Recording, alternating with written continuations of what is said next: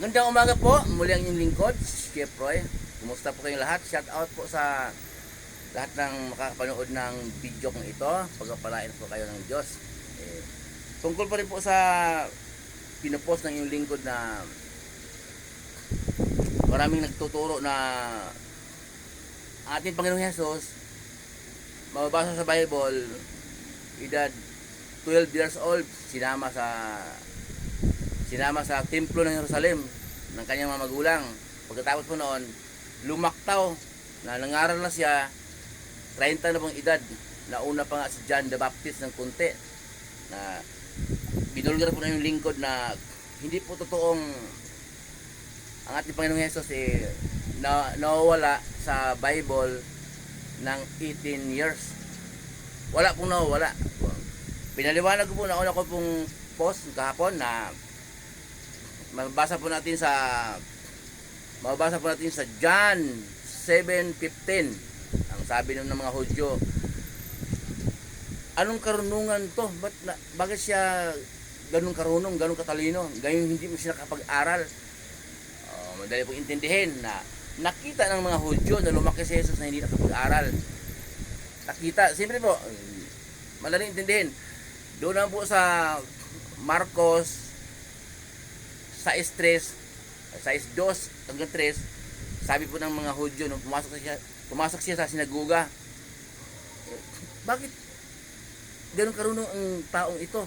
Di ba siya yung karpintero na anak ni Maria, na kapatid din ni Santiago, Simon, Jose at ni Judas? Taga rito rin yung mga kapatid niyang babae. So kilala siya. Andyan lang siya, karpintero pala po siya. Ngayon po, mayroon po akong idudugtong po sa Lucas 2:51. Pakinggan po ninyo, babasahin yung lingkod. Kasi po, nung sinama ang Panginoong Hesus ng kanyang mga magulang sa templo ng Jerusalem, nagpaiwan. Binalikan nila, hinanap na. Nung tagpuan po nila, anak, hinanap na namin ng yung ama, nag-alala kami. Umuwi na ulit na si Maria, sinama nila sa Nazaret. Pakinggan po ninyo, babasahin yung lingkod. Lucas 2:51. Siya'y sumama sa kanila pauwi sa Nazaret, at siya'y naging masunurin sa kanila. Ang lahat ng bagay na ito ay iniingatan ng kanyang ina sa kanyang puso. Patuloy na lumaki si Jesus sa pangangatawang lumawak ang kanyang karunungan at lalong naging kalugod-lugod sa Diyos at sa mga tao. So, mula nung 12 anyos na galing siya sa templo ng Jerusalem, pag uwi nila, lumaki. Nakasulat po, lumaki, naging masunurin, malusog ang pangatawan, naging kalugod-lugod sa Diyos at sa mga tao. Okay? Maliwanag po, di ba?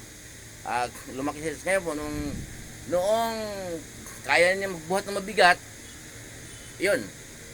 Doon po sa Marcos 6:3, sinabi ng mga Hudyo, di ba ito yung karpintero na anak ni Maria?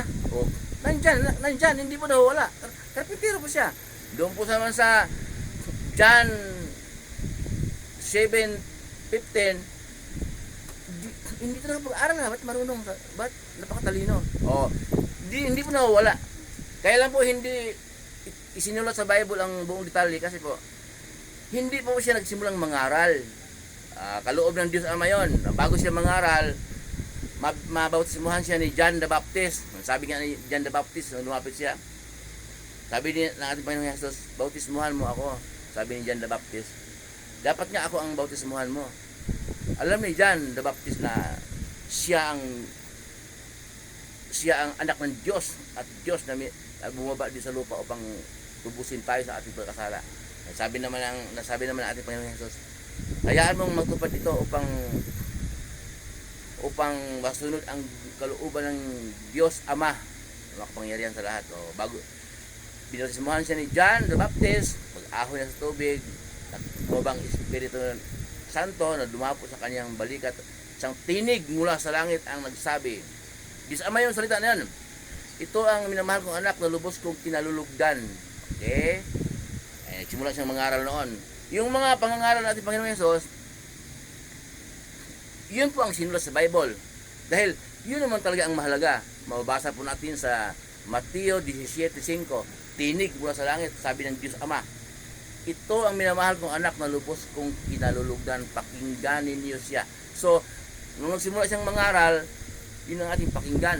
Yun ang ating isa sa buhay araw-araw po. Nakasulat sa Bible po, mula Mateo hanggang bago mag-aklat ng pahayag, aklat ni Judas. Yun po ang totoo. Wala pong nawawala sa habang nabubuhay ating Panginoon sa lupa na nagkatawang tao, namumuhay, nakihalubilo sa tao. Wala pong nawawala. Hindi po totoo yung nawawala yung 18 years na ating Panginoon Jesus.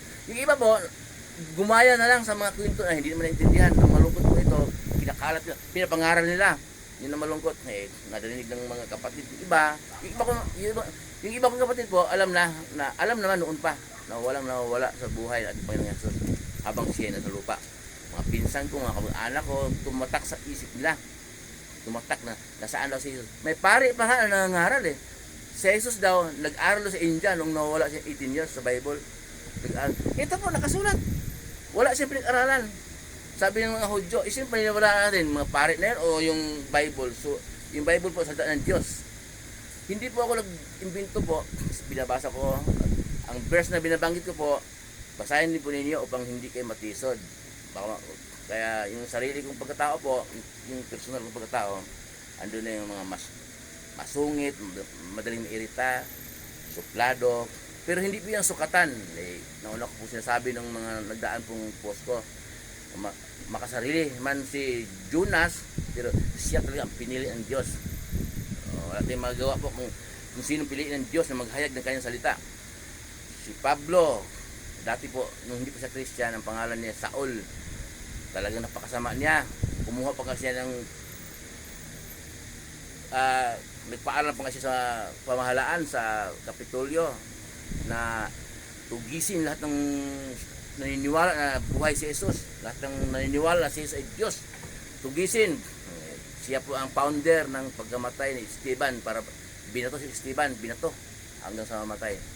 Noong pong siya ay tinawag ng Diyos na maging apostol ng ating Panginoon Jesus, nagiging ano po pangalan niya, naging Pablo, si Apostol Pablo. Kaya po, pinili po siya ng Diyos. Ang Diyos po, kung mamili siya ng sinong maghayag ng kanyang salita, wala po tayong magawa kahit gaano kakabait. Kung hindi ka mas sumasampalataya sa Diyos, not counted po sa kaharian ng langit kahit gaano kakabait. Mabait ka sa mga tao, marami. Habang buhay tayo, di mabait ka, marami kang kaibigan, maraming tagahanga, di mabait ka. Pero kung ang bait po naman natin ay hindi sa Diyos, not counted po yun. Wala pong relasyon sa Diyos. Muli pong yung lingkod, si Sifroy, mabuhay po kayo.